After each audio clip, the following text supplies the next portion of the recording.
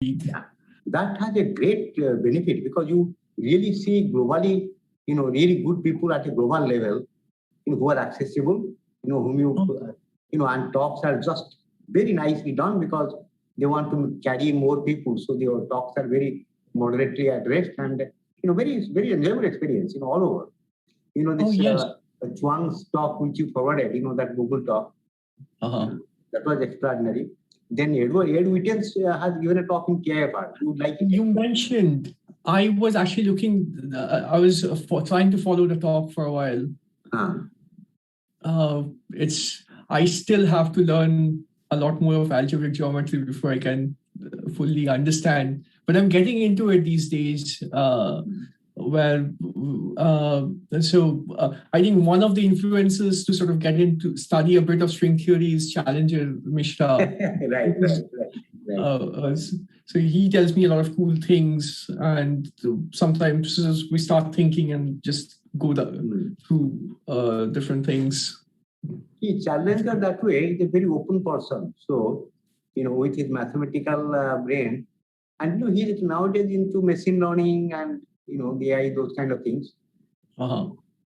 He's actually doing something remarkable. I think one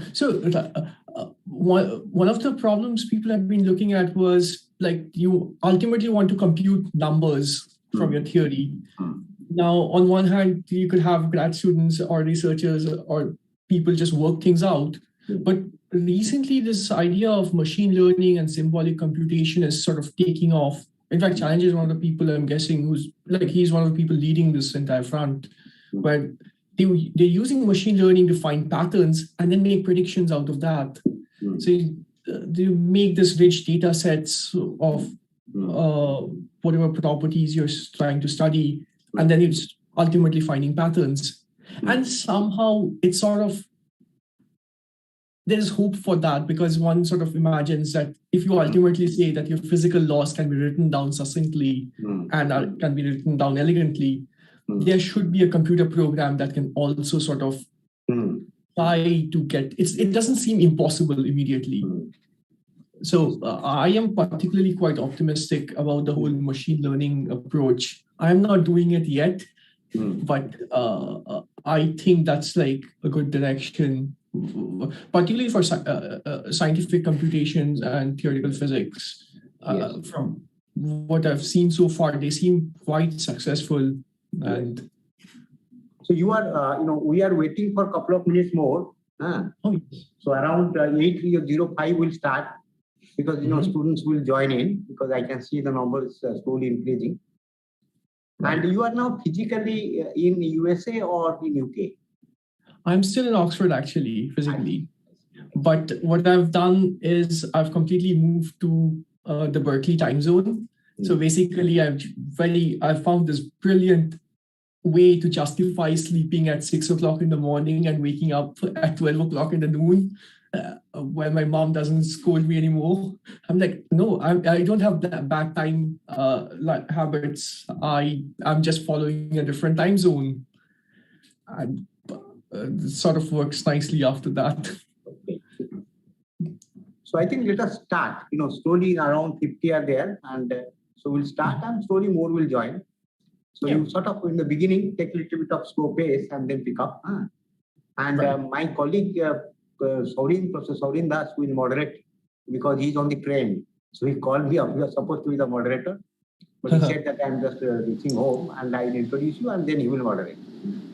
Oh, brilliant! So it's a true pleasure to introduce your quote unquote your own student, Subhayan. And Subhayan actually more than a student, he was not my student. So, I remember, in one beautiful sunny day in this green campus, in our old campus, I saw this tall, lanky boy landing up, and my wife and me were sitting, and he wants to do quantum computation. And his energy and enthusiasm is such that you can't say no. Then suddenly we found out that we don't talk same language because he has a very, computational background, logic-based, very methodical. We physics people always talk in confusing terms, and everything is sort of approximate. So it took a while for us to complete with them. And then, one paper we wrote about this quantum check. I did not know that if something has to be checked, it has to satisfy so many properties. Then I realized that, behind his quote unquote modest background, he has that exposure of very, highly talented individuals with whom he has interacted through various kind of schools and things like that. And, some quite a few interesting pieces of work we could do when he was here. And one thing was that he was always an invariant. Whenever you go to the room, he is the person who is always there. Others will be coming and going. So I always get great sustenance when I go and see somebody sitting and calculating. Because for a teacher who like us, all the time walking around, and those days in those old campus, there was nothing to really see. If you see an invariant, it's very inspiring. And then one fine day, he applies for only 3-4 places, like MIT, Princeton, and Oxford, and things like that. Then I tell him that, what do you think about yourself?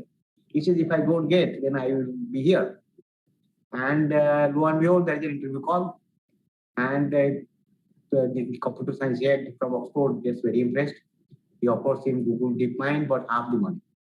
So he says immediately, I don't have the other half. So this guy goes in, comes back, and says that, okay, I'll give you Clarendon and this together. So what do you think? Then this boy says, do I have an option? So that is how he landed up in Oxford.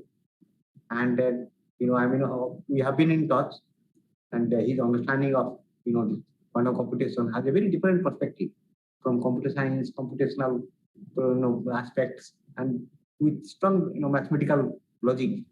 Now he has gone to Department of Mathematics, UC Berkeley, as you know, that is the Makkah of, this Bajirani, and you just name it. That's the Makkah which has produced almost all the great people in US right now. So he's there and expecting much more from him. And, young people, I would like to introduce you to him because you can actually write to him. He will guide you. He will guide you. He has been an excellent guide, mentor for many of these students who have gone on to do PhD abroad. So keep that in mind. And now, Subhayan, the stage is yours. Oh, thank you so much for the very kind introduction. Firstly, I want to thank the organizers for putting the summer school together. I have been following some of the talks and it looks all amazing and it's brilliant organization. It's absolute pleasure to actually give this talk at the school in ISER Kolkata, because like Sir said, I started all of this quantum computation, everything I learned, it started under Sir's tutelage. So we sort of did that for a long time. And what I want to sort of talk about, keeping in the spirit of how we used to sort of discuss back in the day, is I'm going to tell you about a research topic, a research program I have been involved in and other people have been doing. I will tell you mostly parts which I find interesting and sort of try to get you interested in this. So it's quantum proofs of proximity. If none of the words make sense to you at this point, that's fine. By the end of the talk, hopefully you know as much as you need to sort of get started with things. Right. First, some housekeeping. One, this talk is about quantum computation, so I won't be appealing to a lot of physics at this point, but don't be deterred by it because I'll sort of try to motivate why it's important for physicists as well and everybody else. Second, I would prefer if people ask questions and comment and even write in the chat. If I'll try to moderate it, but if somebody sees a question, unmute yourself and just shout out the question, really. We can always sort of have a discussion and I'll try to keep enough time to have more discussions. I'll try to also sort of convey the conceptual bits rather than technical aspects, because instead of me telling you 7 theorems that we had proof into like each theorem 3 pages long, you can look it up in the paper if you want later or somewhere else. But if I tell you what we were thinking, I think that sort of does a better plan of going about. Right, and here's my plan for the talk, which is to sort of tell you about this exciting research program that we have been working on, and I'm hoping some of you would get interested and start thinking about it. And I want to tell you about this surprising result we saw about how you could compute parity. And once we're done with that, I'll tell you a few things we know about this proofs of proximity model. The first half an hour I expect is going to be fairly general. I would not go through overly technical details like I promised. And but I will repeat myself from time to time. And the reason for that is there's just a lot of things going on. So it helps if I repeat, and this has to be, it could be a little more pedagogical. Right. Having said everything else, we can just get started with things. So this is of this it's yes or no questions. So everything about the computation, well, is about solving decision problems at the heart of it. Well, there are other problems like search sampling problems, but let's not worry about them right now. But decision problems is what we're going to focus on. And every problem that you can think of, in some way or the other, you can sort of, you could phrase it as a decision problem. For example, primality checking, given an input x, is x a prime number? Or given two graphs, are the graphs isomorphic? Given a Hamiltonian or a Hermitian matrix H, what's the ground state energy of the Hamiltonian? Or given a data set A, is this efficiently learnable? So you sort of see that there is a lot. The decision problem pretty much underlies everything. Now, in a conventional view of computation, we tend to think of computation as follows, where we're given some problem that we wish to solve. We have an input, start our computation, and at the end of the computation, we give an answer, yes or no.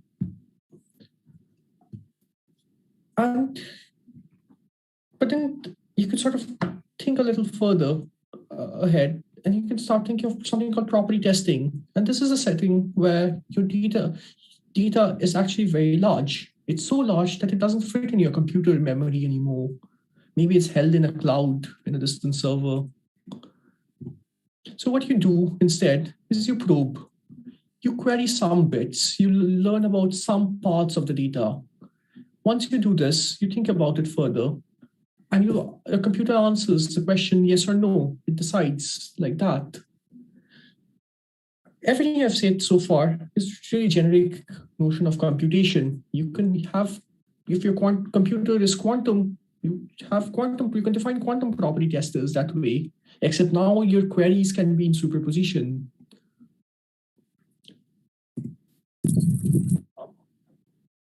And the goal of property testing is really to accept all inputs that have a property and reject all inputs that are far away from having the property without looking at the entire input. Now, I haven't defined what a property is. I'll come back to it in the formal definitions a bit later. But you can get a feeling for what the idea is for property testing. The most important part is without looking at the entire input. Now, since you're not looking at the whole input, your algorithms, you expect them to be approximately correct, or probably approximately correct. But we'll get to the nitty-gritties a little later again. But the idea to keep in mind is you should think of it as something to do with the global structure of the input. Now you could start thinking about proofs of for systems for proximity, proof systems for property testing.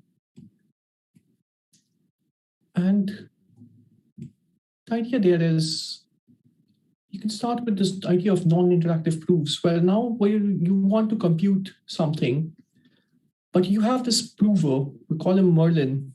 Merlin is trying to help the computation. You don't trust Merlin, of course. It could be some distant server you've asked to do something for you. But the idea is Merlin says something. And based on that, you sort of look up your data and do the computation. And there's nothing, you could sort of envision another model where you sort of don't have, it's not one-way communication, but you can have interaction where Merlin says something, the computer looks up, the computer talks back and asks something back to Merlin. They have a little conversation, looks up some more data, and then it decides output, yes or no. And this is the idea of these are called proofs of proximity. So these are proof systems. And you could define quantum proofs of proximity. One, in one model where you have no interaction, where Merlin just sends a proof, the computers then queries the data and tries to infer a yes or no question. In another setting, you can imagine where the computer has a conversation with Merlin, and these are quantum interactive proofs of proximity. And this is what I'll be talking about today. And here's a picture to keep in the back of your head. So we define property testing, where the idea is you have a cloud of data and you look up some parts of the data and you try to infer some property about the data. In proofs of proximity, it's a similar setup where you have your data up in a cloud, except now you have somebody who claims to help you. And you could be cynical and you do not trust the person trying to help you. So you don't trust the proof, but yet you sort of want to test if the proof given to you is actually it helps you to do a computation. Now, before we get into formalizing this, one question is, why would anybody care for this? So one application of this is for verification of remote quantum computing.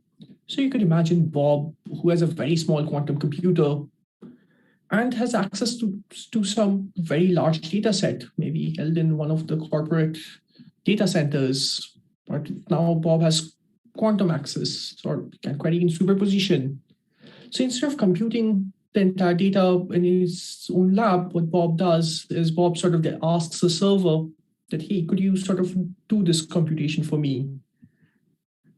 And so the server sort of does the computation and tells Bob, yes, I did the computation, here's the result.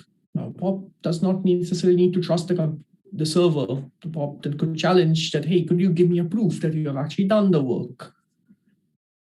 And then the servers can sort of give a proof. And these are proofs of proximity. Proofs of proximity is a framework with which you start reasoning about these real-life problem scenarios. Another example you could think of for application is for certification and benchmarking. Suppose somebody manufactures a quantum device and they claim that it's implementing some unit to EU. Or how would you test if it is actually implementing that well and not doing something else? This is a problem experimentalists often face where they actually have to certify that they have implemented a certain gate correctly or they have implemented a certain functionality correctly. Now, proofs of proximity is an abstract framework with which you can start thinking about certification of these devices. And the idea there is you think of your quantum state as a list of probabilities, and it sort of matches to this whole idea of making queries. But I have sort of mentioned like the broad idea and the motivation for it, but now we can sort of start going to the technical bits. Also, at any point, you should feel free to sort of ask questions or sort of write something. Or I prefer if you just unmute yourselves and just ask questions, but if you're feeling shy, you can just write in the chat. Right. So what's a property? So you define X to be a set of objects. It could be anything. It could be unitaries, bit strings, CP maps, and you define a distance measure on them. So a subset of this set is called a property. So you can think this blue region to be a set and this yellow part to be the property pi. And you define these two notions of something being epsilon close to a property pi if x is very close to this blue yellow region, and you say something is far if it's far from this yellow region. So you can draw this little, you can sort of imagine this concentric circles dividing this space where everything inside this yellow region is in the property. Everything outside this black circle is epsilon far from the property. And then you could define a tester, an epsilon tester. So the quantum and classical testers are defined very similarly. It's just with quantum algorithms, you have, quantum testers are quantum algorithms. But so quantum tester is an algorithm that has query access to the input, which is an object, and it has to determine if x is in the property or if x is epsilon far from the property with as few queries as possible. So quantum property testers are essentially randomized algorithms that approximately solves decision problems given query access to inputs. By approximately, I sort of want to capture this idea that you can only determine if x is far from the input. So it's unlike decision problems where you try to exactly solve almost always. Here there's this notion of approximation that comes into play. And I call these testers efficient if they can decide in at most polylog the size of input. So if you have an in-bit string that you're trying to learn something about, we'll call it efficient if its runtime and the space complexity is polylog of n. Now we can start with the first definition. Subhayan, let me just, question. So if you go back to your previous slide, am I audible, by the way? My internet connection? Yeah, okay. So when you said this set, so this set of objects can be just a discrete set, it's a continuous set. The fact that you are defining a notion of distance, what is it that you require for doing so? What is the constraint it puts on the set? So that your notion of distance is well defined. Actually, that's a nice question. Yeah. So in terms of discrete or continuous, for now, it might be easier to just think of discrete cases. But if you can also think of X as continuous, I immediately don't see any problem to doing it. And the constraint that it puts is, now what you can sort of do is you can sort of imagine that all the yes inputs have some kind of, you can sort of put them in some kind of a weird topological space. For example, your yes inputs, so your no inputs are going to be far from your yes inputs. That's the question. So, which means you need a notion of distance. And is this notion of distance a discrete sense of? So imagine, okay, so let me, a condensed matter example. Imagine that it's a solid, which is a crystalline solid. Then, the distance between atoms are really kind of, they are discrete in some sense, they're multiples of something. Of some fundamental units. On the other hand, if it is continuum, then the notion of distance will be very different, right? It's just a continuous number. I need to define a metric, and the metric, once defined properly, then it will define the notion of distance. So in that sense, I was curious. So I think you got it. Like you said, unitaries. I think that's nice because at least we know that the unitaries will be parameterized by continuous parameters. Yes, and then I would imagine this really notion of distance will be something which has to do with this space, which is a manifold where this parameter is continuous, right?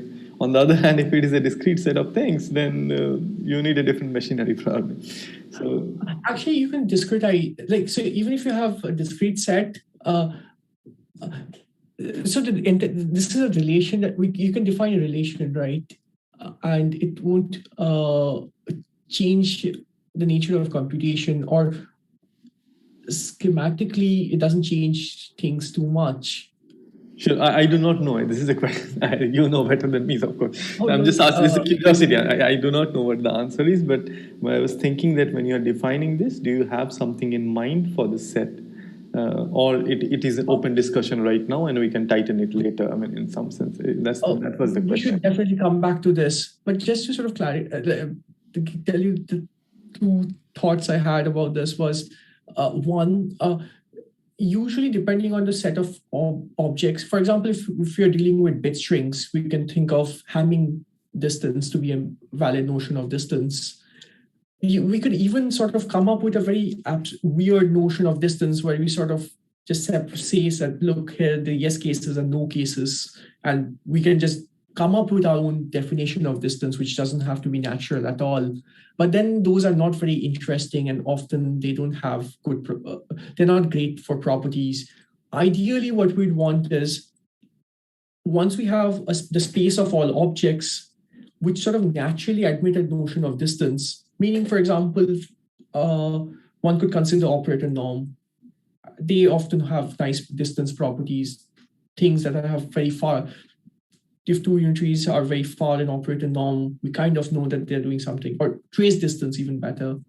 Right. Kind of so they qualify as a distance in a certain way. I mean, that was my curiosity, exactly. Oh, right. Yeah, as you said correctly. Yeah. So that, yeah. Okay. No, but thank you for the question. This was helpful. Yeah, please, yeah. Right.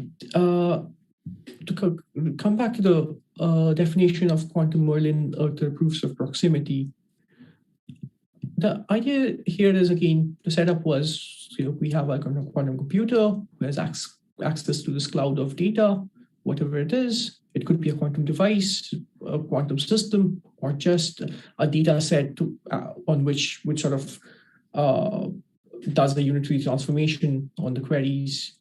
And we have this prover Merlin who sends a single proof state. So we're going to say this is a quantum algorithm that has oracle access to this input U. And we want this algorithm to satisfy two properties. One, if the input is in the property, there must exist a proof that convinces the verifier with a high probability. And if our input is far from having the property, then there should not be any proof that can fool the verifier to accept it. And this can be sort of formalized a bit more in this formalism, which makes less sense. But if you look at the picture, it's sort of, this is the intuitive idea, really. But we have a proof state psi that comes in, the verifier does V0, V1, and sort of makes queries which are unitary. It doesn't have to be unitary transformation. It could be a CP map, really. But let's assume unitary for now without loss of generality.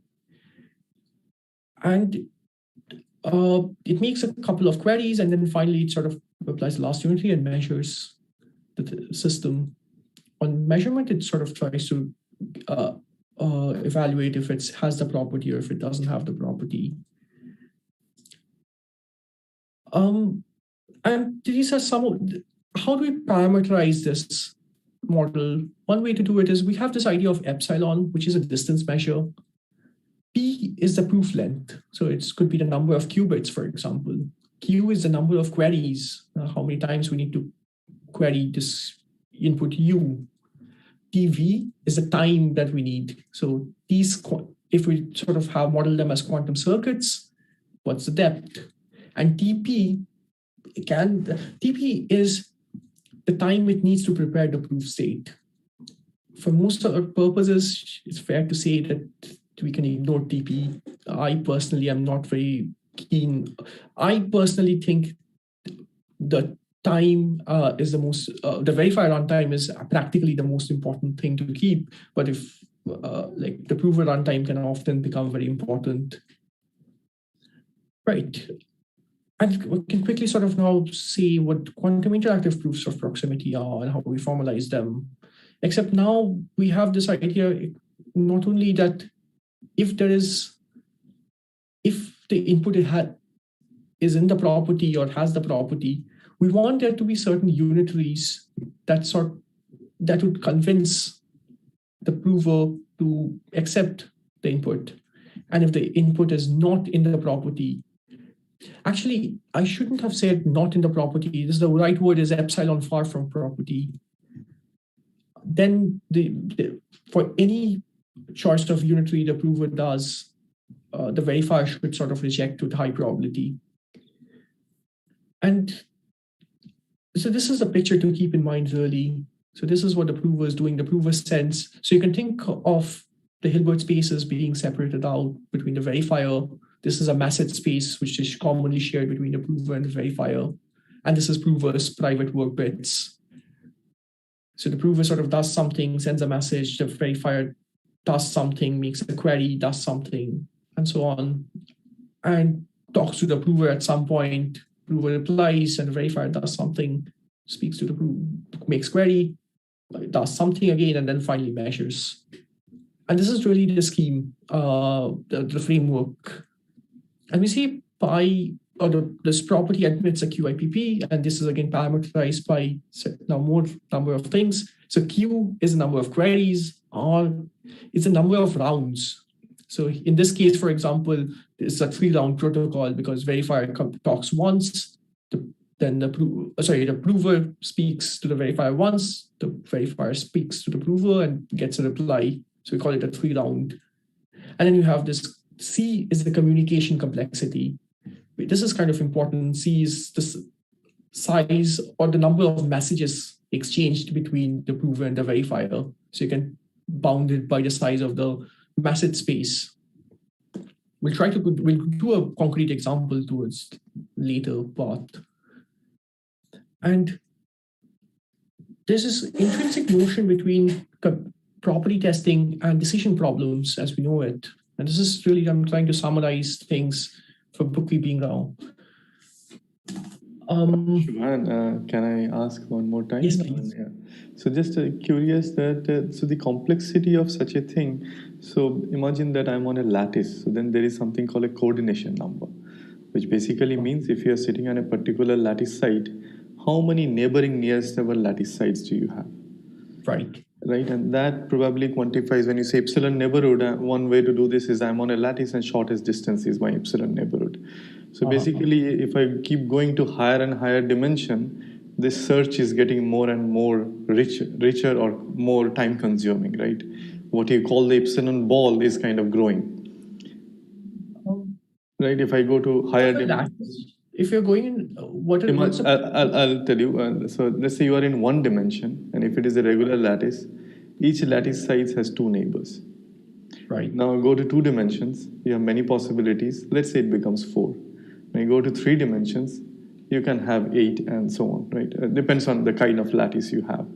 So in that sense, now if you think of continuum, of course, it's your density of states in a sense is kind of growing as you go to higher dimensions. So. Right. So same kind of thing happens here. So in a sense, your search gets more and more complex as your Hilbert space dimension grows, and that scales in a certain way, because the epsilon neighborhood probably will grow in size, right? It does, but I think that makes your problem easier, if anything. Easier, because is it? After a point. Can you explain this point then? Yeah, this is. So as your epsilon neighborhood grows, what you're trying to then do is you're trying to search if you're in the complement to the set. So imagine the case where epsilon is 1, which is trivial, right? Because that means you just have to reject things that are epsilon equals 1 away, or that's basically the empty set. So the problem becomes trivial. Now, as epsilon becomes smaller and smaller, that's when your problem becomes harder and harder. I see. So, okay. So something for me to probably think about. Yeah, okay. Mm-hmm. But in terms of, we'll come back to the lattice bit as well. These are interesting questions. Sure. I was just curious. Yeah. So fine. Please go ahead. Yeah. But yeah, please keep the questions sort of anytime there's a question. Please definitely shout it out. Right. could quickly sort of see something about this thing, what we have been talking about so far, which was this is in computational complexity. If people know it, we have this complexity classes BPP, which is randomized computation complexity classes. So you have MA, which is like an NP analog of random, but except everything is random. And you have IP, which is where you kind of have interaction. Except these classes, common to all of them, is the idea that your input is localized, or rather, input is in your system. You have complete access to the input. Whereas in the property testing framework, the idea is you now no more have access to the input, but you have query access. And you can analogously define these complexity classes here as well. And this is a good picture to keep in mind because this is really from where you start developing new things. This part of the world has been very well characterized and studied. This part is new. In fact, you can sort of keep this at the back of your head. And in this world, the only thing we know so far in terms of computational complexity is P and X are exponential.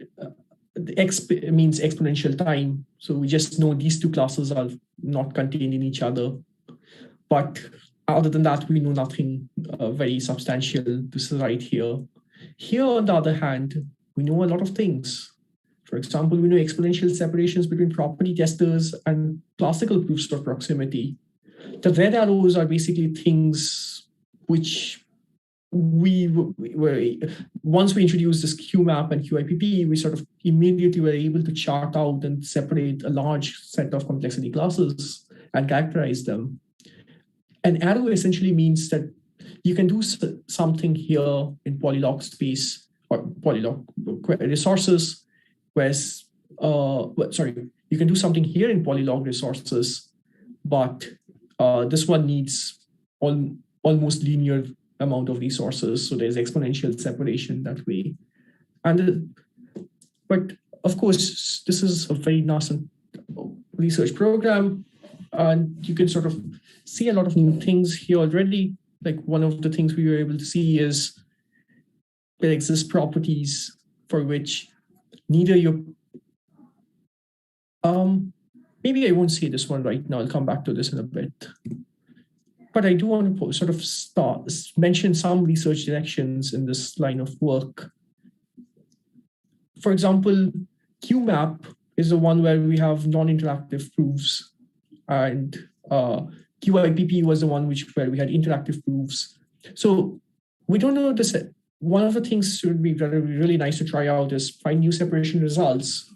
For example, also to sort of check what's the relation between QMAP and IPP. So classical interactive proofs and quantum non-interactive proofs. We know there exist problems for which IPP is exponentially stronger than QMAP, but the other way might also hold, but we don't know how to do that. Another question is IPPs versus QIPPs, because you might sort of ask, does having quantum gain any advantage over classical interactive proofs? The immediate instinct is to say, of course, it's quantum. But in the decision class, we know that QIP equals IP, which equals P space, and they're really equal.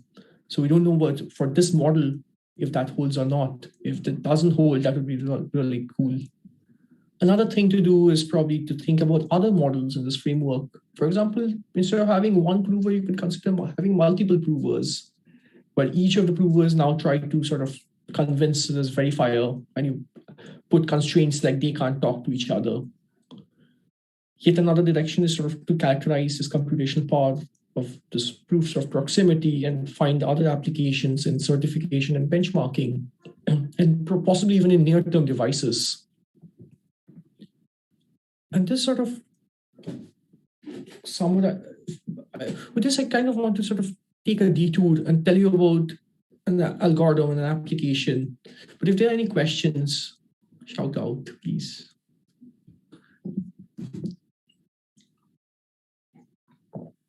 Right. So for those of you who fell asleep during the first half of the talk, now is your time to wake up, because I'll talk something sort of carried forward from before, but you don't have to necessarily have followed along anything from before. Right, proof system for parity. But before I do that, I have to sort of recall this one simple algorithm, which is called amplitude amplification. I won't say how it works, but I'm going to say what it does. So you imagine an A to be a probabilistic or quantum algorithm with no intermediate measurements that succeeds with some probability B. Quantum amplitude amplification is a procedure that is going to use A as a subroutine and make 1 by square root of P calls to A and succeed with probability greater than 2/3. Now, compare this with the classical version, where classically you would have needed to make 1 by P number of calls to succeed with probability greater than 2/3. The 2/3 is arbitrary, but it's like some bounded probability. Grover's search is a special case of this, where Grover's, you can think your algorithm A is to guess an input. If you were to guess an input while you're searching, the chances you would succeed is 1 by n, or 1, where n is the size of your data set. But you sort of, you just need to make square root of n calls.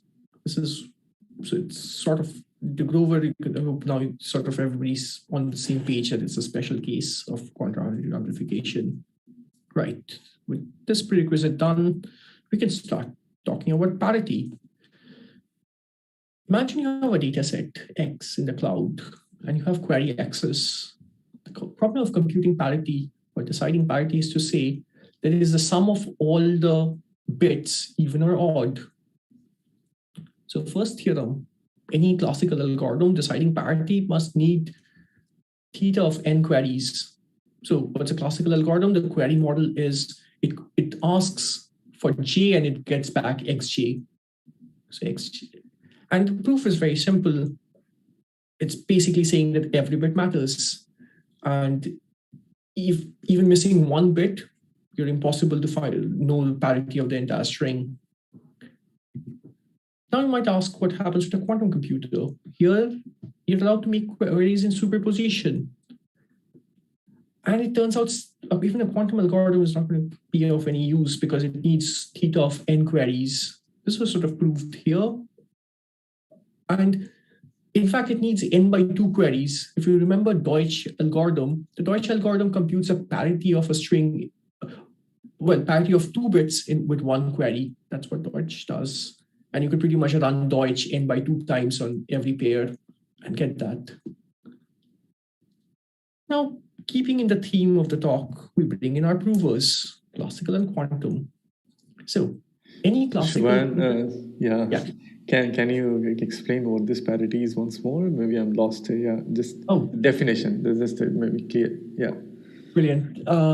So what was the question? The definition of parity? Definition of parity. I see parity is same as sum over xi mod 2 even. So I think, can you please explain what that means? Oh, right. You can think, it's just asking, is the sum of all the bits of x even or not? So I might have when you say sum, it's like 0 and 1. How should I think? What do you have in mind? Sum of what? Oh, right. Like what are the xi's? Yes. What are xi's are bits. Thank you. Okay. Yeah. That's a qubit. It's a qubit.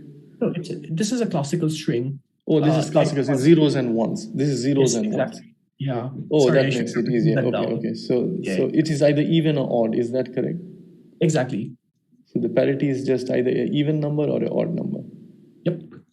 Yeah. Okay. And we just sort of phrase it as a decision problem because of the first slide where I sort of grandiosely said it has to be everything is a decision problem. Yeah. Okay. Right. Mm-hmm. So one is kind of wanted to say that any classical interactive proof system deciding parity must need at least n bits as a proof. So there's no way to sort of give a short proof for it. The proof of this theorem is fairly simple, but it's quite long. It's sort of proved in this paper in Lemma 2. But I could sort of say this is a good exercise if somebody wants to lose sleep for a night, or we might actually get it quite quick. But here's a surprising fact.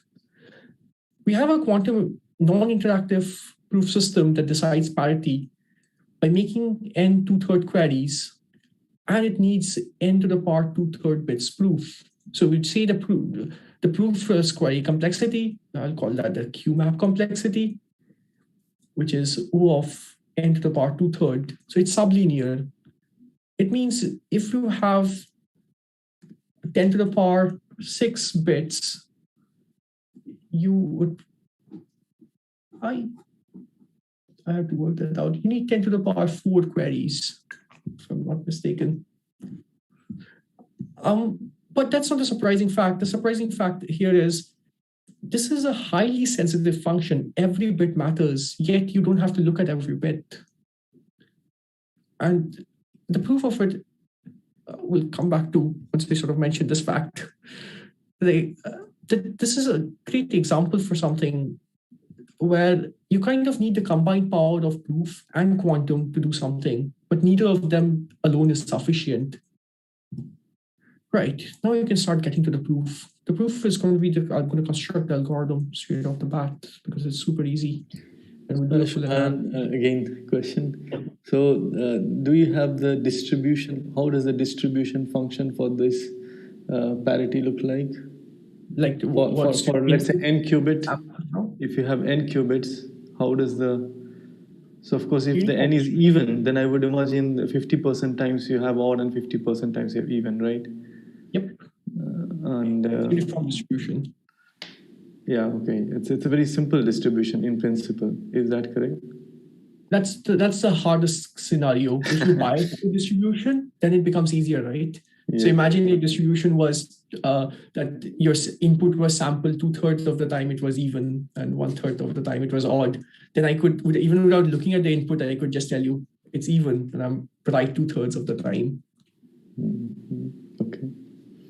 Okay. But yes, the distribution actually matters. In this case, we'd consider the hardest case. Okay. Right, the algorithm then. So we want to check if parity is even, and I'm going to use this notation. Sometimes I'm going to write it this way because it made it easier for me to write things. And the idea starts off pretty simple, where I'm going to start with what the honest prover can do. We'll analyze the algorithm later. Right now, I'm just going to tell you what can be done in the best case. There are n bits here. What you do is the prover sort of clubs square n to the power 1/3 bits together and computes the parity here, y1, and y2 and y3 and y4, so on. So it sort of prepares this set y1 to yn to the power 2/3, where each yk is a bit. And it sends this string y to the computer. And here's what the verifier does. It's going to first guess a bit. It's going to guess an index j, which is from 1 to n to the power 2/3. And it's essentially going to try to check if this yj is equal to zj. So we compute z as the parity of this block. So you could sort of think the zk here would be the parity of this block. So it needs n to the power 1/3 queries to compute this parity. Now, and then we use quantum amplitude amplification on this first two steps to find a bad index. So a bad index is one where zj is not equal to yj.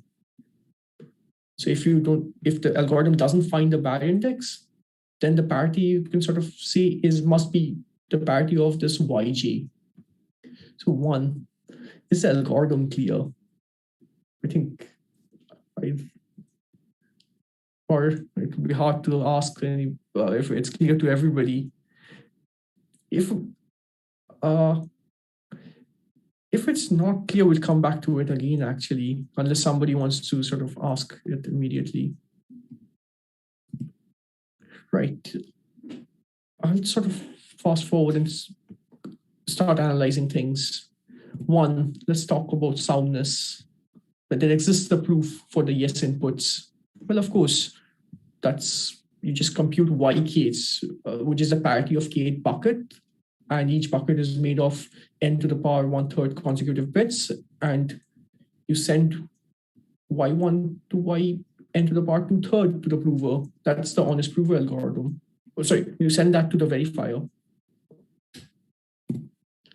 The completeness says a prover cannot cheat. So if the idea is if the purported proof is incorrect, then there must be at least one j such that zj is not equal to yj. And using the quantum amplitude amplification, you find that yj and you protect against a cheating prover.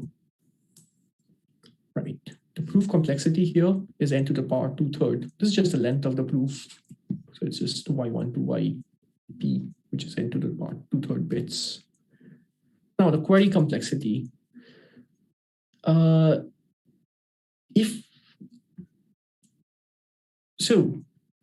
If there's the idea really is to find a bad yk.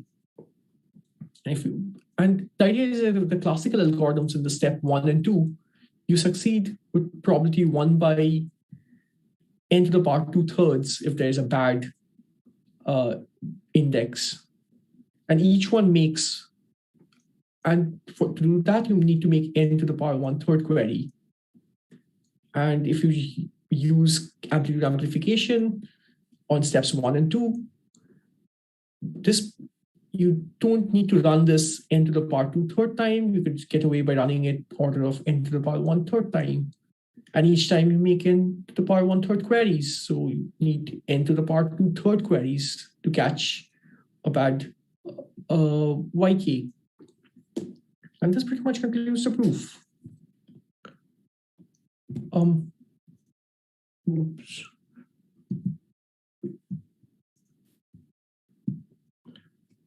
And that's kind of the general idea to remember, that we can sort of test parity with O of n to the power 2/3 complexity, whereas any classical interactive proof system needs linear complexity. And there's nothing special about parity. You could have thought about it as sum of numbers or product of numbers or any sort of decomposable property like that. There's a more generic thing called read-one branching programs. And turns out this is a generic speed up for the entire class. It's just parity happens to be really cool and can be explained in a slide. See, this has been written up quite elaborately in this paper, but as long as you understand this algorithm, I think you can pretty much construct most of the things. But we do have some open questions from here. One, this one needs n to the power 2/3 complexity. One question is, can we have n½ QMAP complexity? There's nothing that stops it. We don't have a lower bound. Another question is, what's the interactive proof complexity? If the verifier could have spoken to the prover, what would be the proof and query complexity for that? It's embarrassing we don't know that, but it might be fairly easy to work out. It's just nobody's thought about it, I guess.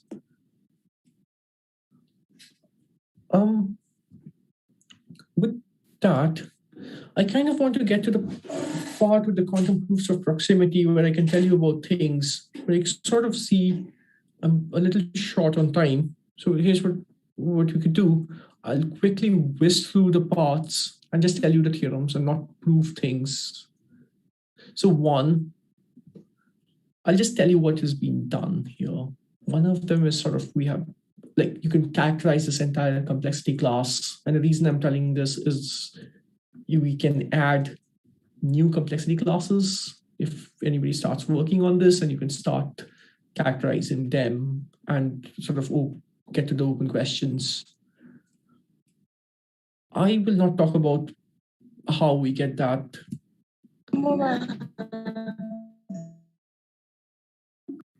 Was it a question?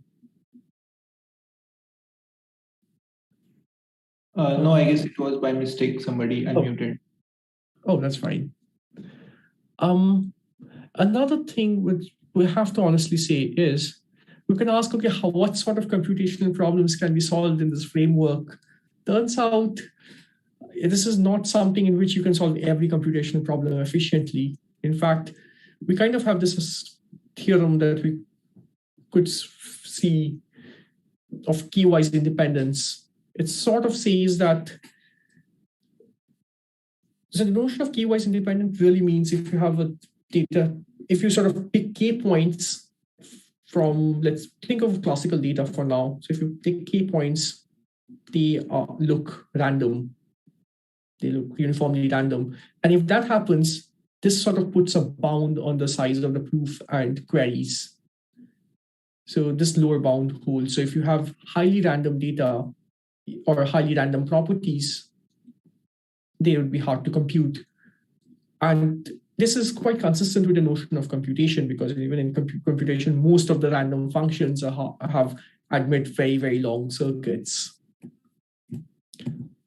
And the last thing I kind of want to mention is that you could begin to wonder, how short could your proofs be?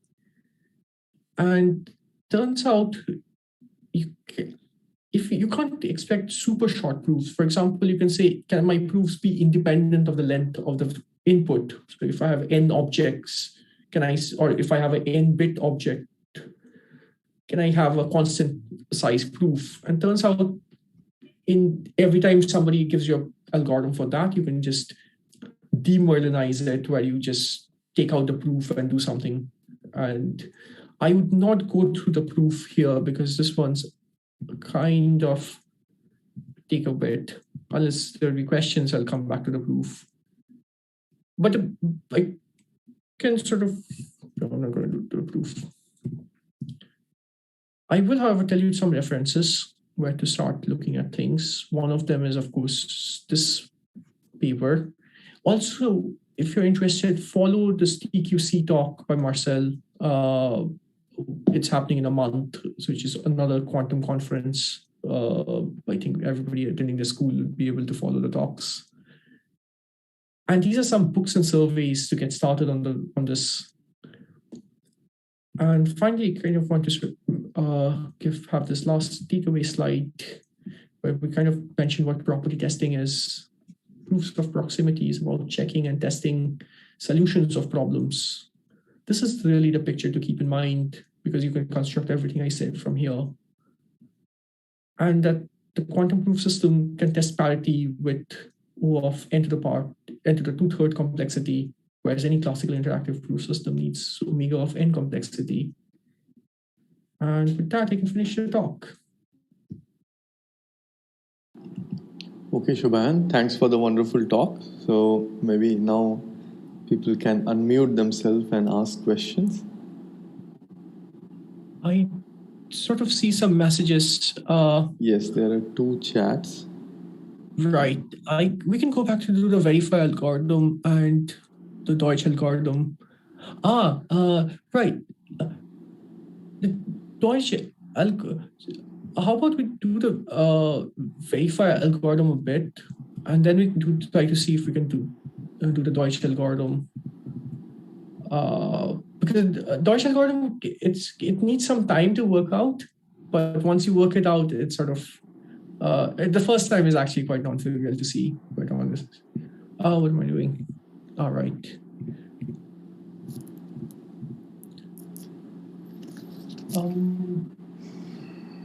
Right. Let's try from here. Right. So the proofers so first part, maybe sort of can say, is a prover's strategy clear? Honest prover does. Well, it just sort of breaks this into buckets of n 1/3 chunks. So there will be n to the power 2/3 buckets, and just sort of sends the parity of each bucket. And what a verifier is essentially trying to do is, it's trying to guess a bucket where the prover is trying to cheat. And it uses this idea of, but to evaluate each bucket, it needs n 1/3 queries. That's the size of each bucket.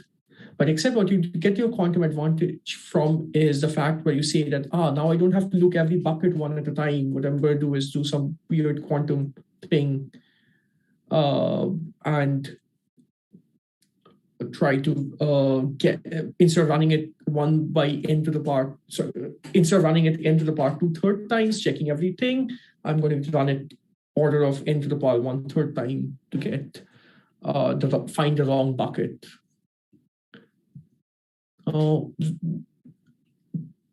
Also, I'm looking at another question. But was the algorithm is it a little,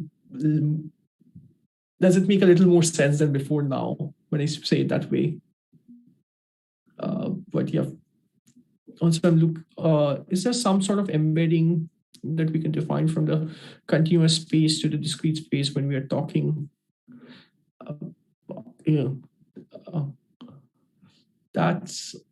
So the YouTube question is this some sort of embedding that we can define from continuous space to discrete space when we are talking of such measurable sets? I actually don't know how to answer this. I don't have anything on top of my head. I mean, you can do this, but I don't want to sort of say that because I'm afraid I might break something.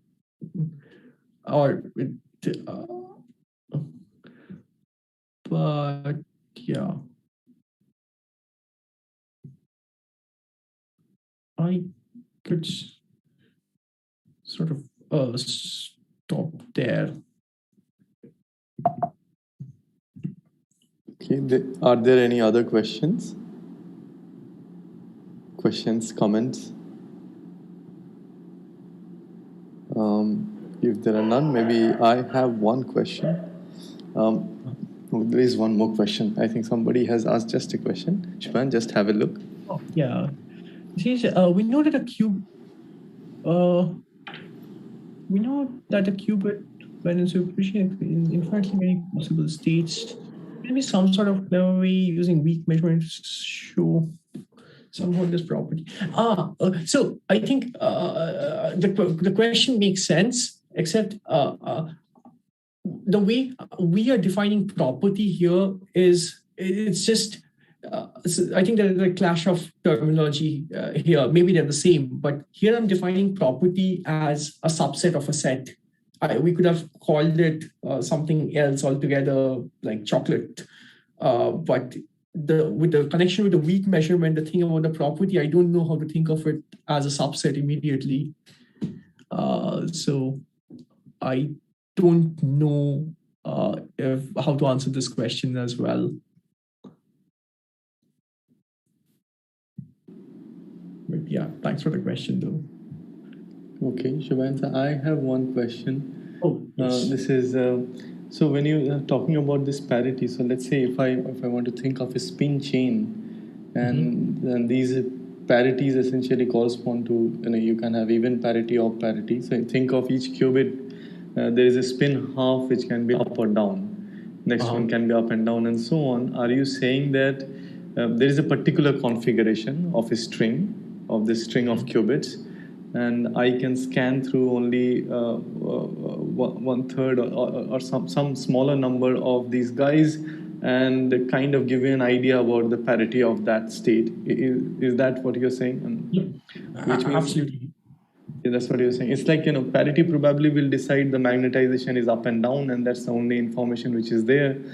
Oh, interesting. And you are basically saying I don't need to scan through everybody. I can kind of do a smaller scan and tell you the magnetization is going to be up or down, even if this chain is very long. Is that something? Yeah, absolutely. So to sort of formalize this a bit more, I think, so everything you said is right. There's this additional notion of approval. Somebody must have done the computations. So imagine somebody prepares the state for you, and then they can give you this additional information. Yeah. And then you can check it very quickly. But yeah, I think this is like a very, very nice example where parity could be, this idea could be used. Yeah, it's a very nice example, actually. Yeah, okay, so yeah, I was just curious that it's saying that you could very quickly tell if it is magnetization up or down without looking at the full sum. And that sounds very, very interesting. But Sorin, yes, what you are saying is quite interesting, like a duality kind of thing, where he's observing, he's telling that some global property you want to infer with, not too much of count, but some global property. Like you want to infer about global property. Right. And Sorin, you are pointing out that looking at only locally certain patterns. Yes.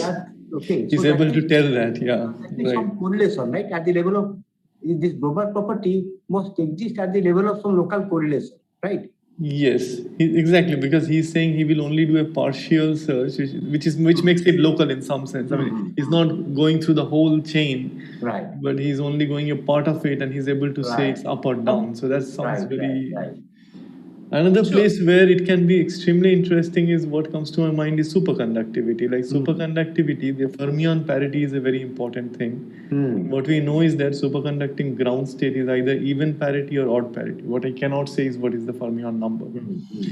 Now, if I project that problem onto a lattice and start asking similar questions, it might have nice connections. I don't know. Because for example, Subhayan, you may just take a look at my paper in optics letters, which just came out a couple of months back. We have referred to some paper where they have checked the parity test for cat state. Cat state, these are basically, photonic cat state. See, what happens is that because of this parity, odd parity event, exactly at the origin, there's a huge difference. This even parity state, you can find them at the origin. So there is a large positive value. Whereas there's a negative value or rather zero for odd parity or zero. Right. So because of zero, see this parity testing, they have implemented in CAT code. So when it goes out, they can actually bring it back because that parity test is much easier looking at only origin. Oh, that's again like local. Prashant, that's again like saying that you are doing a local thing, and I got your point. Yeah, you're looking at the origin but concluding something very global. And it's an experiment. It's an experiment, and they could easily implement it. Like 2019, that experiment. Oh, nice. Actually, I kind of want to clarify one thing.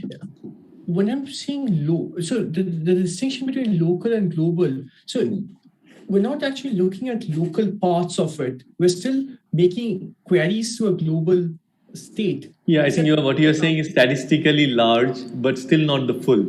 And I think we are referring to not the full as local, which is probably...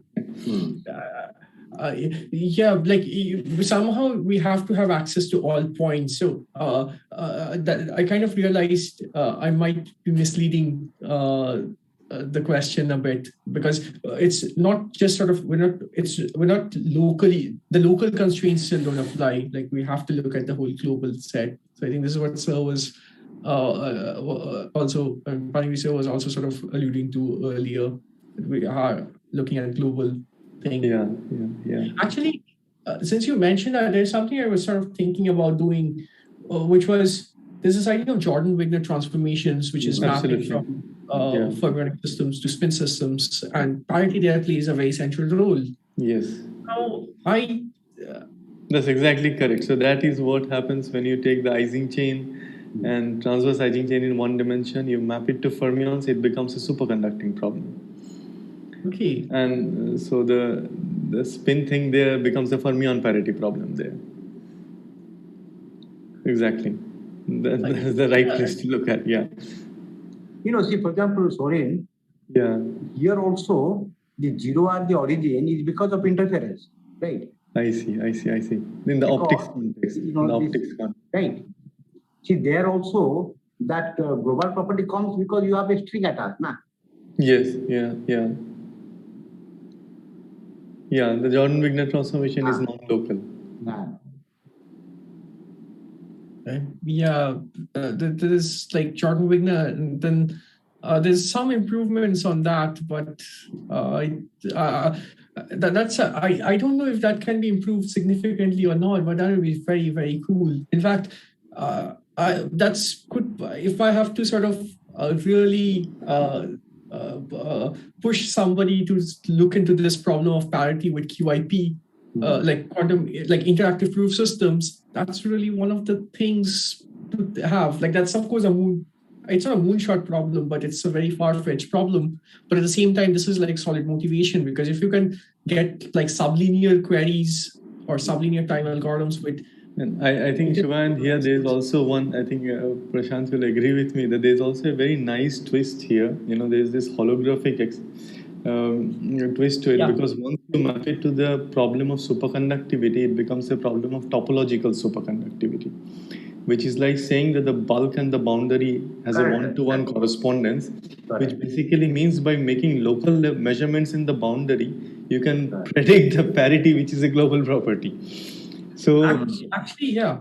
And that makes it very, very non-trivial. I think that makes it very, very interesting, So in general, you would say that I should not be able to do this. But because of this holographic connection, in the sense the bulk boundary correspondence, you might be able to tell the parity of the whole system by looking at the boundary. In fact, that's exactly what's happening here, right? Because this is like, it's a three-dimensional space mapped onto two-dimensional space. So if you I see. Oh, there is an okay. I see. It's a hologram kind of thing. Yeah. Okay. So fine. Since I don't understand what you are saying, but I understand the essence of it. What you're trying to convey. Yeah. But this could be something, I'm just seeing it as it appears, but there might not be a real connection between them. But at the same time, if there's a connection, that would be really, really cool to have. Because on one hand, there is no lower bounds known for, well, there's some lower bounds known which are fairly sketchy about how many queries for parity. But if you can sort of use the ADS-CFT or the bulk boundary correspondence to sort of show a lower bound, then you can bring them down farther. Yeah, exactly. You can bring them down probably farther. Prashant, what do you think? There might be a possibility, right? There might be a possibility. See, essentially, when you look at fermion or boson-fermion mapping kind of thing, so you are picking up a highly non-local operator, isn't it? Yes. Local measurement through a non-local kind of operator, right? Yes. So, that is same kind of idea, this duality kind of thing. Another thing, Swan, it reminds me of your, this K-wise comparison. Looks to me like on-SARC measurement. You have the so-called on-SARC measurement. It's not like, SARC measurement like von Neumann measurement. It's, group of operators together. Right. So those kind of measurement picks out some average values. And, just look up on SARC measurement. Right. I remember we spoke about unsharp measurements in a different context at one time, but I don't see the immediate connection with unsharp measurements and this. But basically, a group property, like a group property sampling a group property.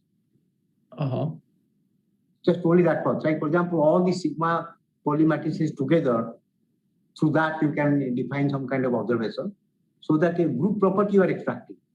Identity is one side, all the other three are on one side. Right.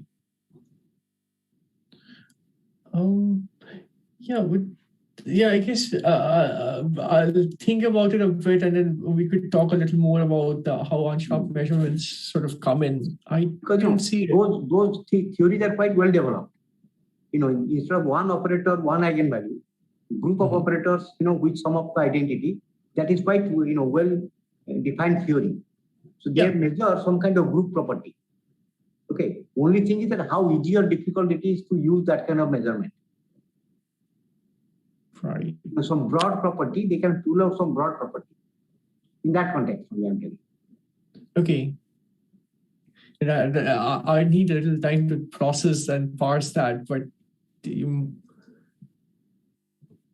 okay, so Swan, if there are no other questions, so let us, Sorin, you can wind up. Yes. Thanks a lot, Subhayan, for the fantastic talk. And I'm sure you will keep coming to ISA Kolkata, at least as long as Prashant is around. We hope you will also come here. So we hope to host you sometime, in real space, not in cyberspace. But thank you so much for everybody for staying up, and also sort of wonderful questions and a discussion. And it's an absolute pleasure to I speak at ICER. And Thank you, Subhayan. And I just want to say personally that Osima said congratulations to you. Oh, thank you. Please thank ma'am. Getting into Berkeley. So, because when you landed up here, she was there, right? If you remember. Yes. Next time I'm visiting, I'll definitely sort of say hello to ma'am.